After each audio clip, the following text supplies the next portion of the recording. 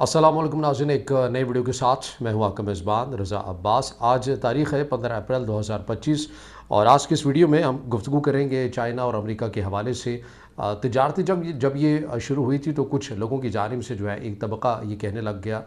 कि चूँकि जो चाइना का जो मॉडल है और अमेरिका और चाइना की इस वक्त जो तिजारती जंग शुरू हो चुकी है उसमें जो सबसे ज़्यादा जो नुकसान होगा वो चाइना ही का होगा। अब इसके पीछे वो थ्योरी क्या दिया करते थे, वो ये दिया करते थे क्योंकि चाइना की आबादी बहुत बड़ी है और हर घर के अंदर हर जगह के ऊपर एक फैक्ट्री वाला सिस्टम है। घर घर से जो चीज़ें हैं प्रोडक्ट बनती हुई नज़र आती हैं और चूँकि चाइना के लिए ये चैलेंज है कि उसने अपने भी सभी लोगों को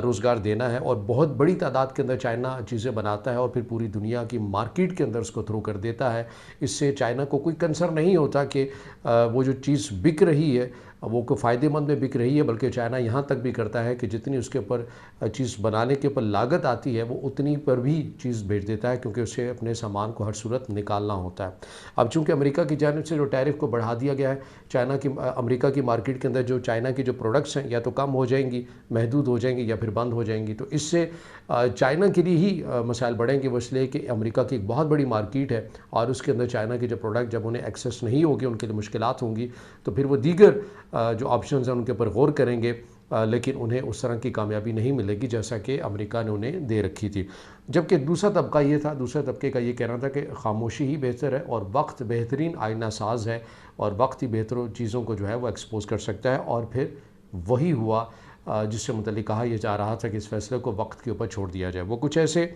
कि चाइना की जानिब से खामोशी से एक ऐसा वार किया गया है अमेरिका के ऊपर कि अमेरिका को अब समझ नहीं आ रही कि वाशिंगटन के अंदर हम एक हलचल होती हुई देख रहे हैं। तो मामला कुछ यूँ है कि चाइना की जानिब से खामोशी से एक ऐसा कानून पास कर लिया गया है जिसके मुताबिक आपको ये मालूम होना चाहिए कि चाइना के अंदर तकरीबन 90 से 95% जो कीमती धातें हैं वो चाइना ही के अंदर कुदरती तौर के ऊपर मौजूद हैं और चाइना उसको खुद एक्सप्लोर करता है और फिर उन्हें काबिल इस्तेमाल बनाकर पूरी दुनिया के अंदर उसको सप्लाई करता है, उसकी मार्केट करता है। और ये जो कीमती धातें हैं जिनमें मकनातीस और दीगर जो चीज़ें शामिल हैं, इनके अंदर आप ये कह लें कंप्यूटर, लैपटॉप, मोबाइल, ड्रोन या ड्रोन टेक्नोलॉजी,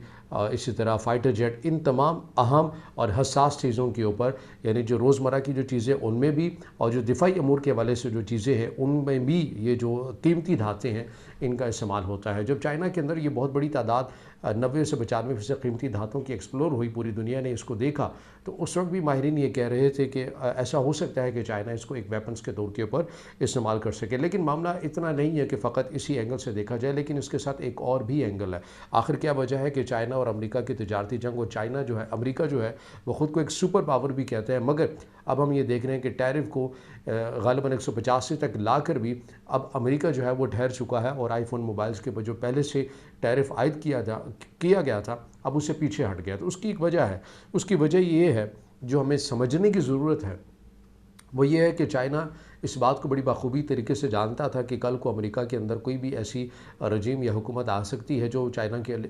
के लिए मज़ीद मुश्किल पैदा कर सकती है तिजारती पॉइंट ऑफ व्यू से। तो हमें एक ऐसा मॉडल भी अपने जहन में रखना चाहिए जो कि अमेरिका के बग़ैर भी हो। तो अब चाइना की जानिब से तो बहुत पहले से ही अमेरिका के बग़ैर भी ऐसे बहुत सारे ऑप्शंस को एक्सरसाइज किया जाता रहा और यही वजह है कि जब दोनों ममालिक के माबैन तिजारती जंग इस वक्त जारी सारी है तो चाइना को कोई फ़र्क नहीं पड़ रहा, बल्कि अमेरिका ही, ट्रम्प ही अपने फ़ैसलों से पीछे हटते हुए हमें नज़र आ रहे हैं। तो माइंस के हवाले से, मिनरल्स के हवाले से जहाँ तक बात है, कुदरती धातुओं के हवाले से बात है, तो अब ये वाशिंगटन को जो है पैनिक वाली सूरत हाल है, वाशिंगटन के अंदर मुश्किलात वाली सूरत हाल पैदा हो चुकी है कि वो ड्रोन बनाते हैं, फाइटर जेट बनाते हैं और दीगर दिफाई अमूर के हवाले से जो कीमती धातुओं का इस्तेमाल होता है। अब अगर चाइना ने इस हवाले से जो कानून साजी की है, वो ये कानून ये कहता है कि अब चाइना ख़ुद देखेगा कि हमने किस मुल्क को ये धात देनी है, एक बाकायदा तौर के पर लाइसेंस जो है वो जारी किया जाएगा। जबकि ये खबर सामने आई है, वाशिंगटन में बौखलाहट है और अब देखा जा रहा है कि इस मामले को कैसे हैंडल किया जाए। तो इसके साथ साथ एक और चीज़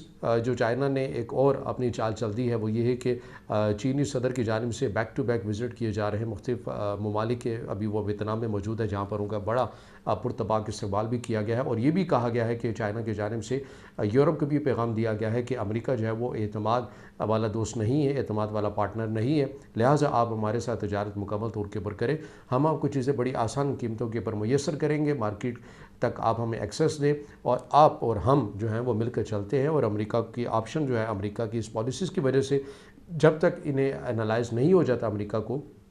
कि उनका ये इक़दाम जो है वो गैर मुनसिफ़ाना है, तब तक हमें अमेरिका को निकाल कर इस तमाम मामले से हमें ख़ुद मिलकर चलना चाहिए। अब ये चाइना की जानिब से काफ़ा रख दी गई है और आपको ये भी जिससे ये मालूम होता है कि चाइना वाक़ई एक उभरती हुई ताकत न सिर्फ है बल्कि वो एक अमलन तौर के ऊपर हमें बनती हुई भी नज़र आ रही है,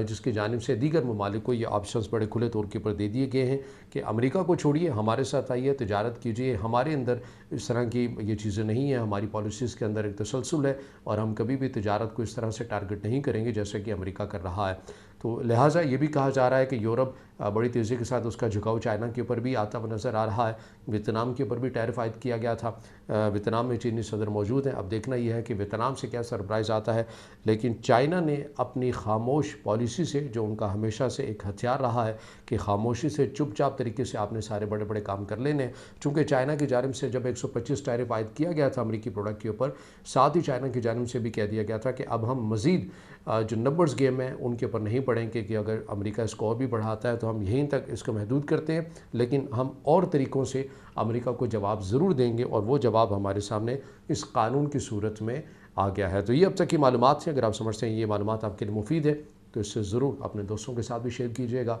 इस वीडियो को ज़्यादा से ज़्यादा लाइक कीजिएगा, कमेंट्स में ज़ाहिर ख्याल कीजिएगा और चैनल को सब्सक्राइब ज़रूर कीजिएगा।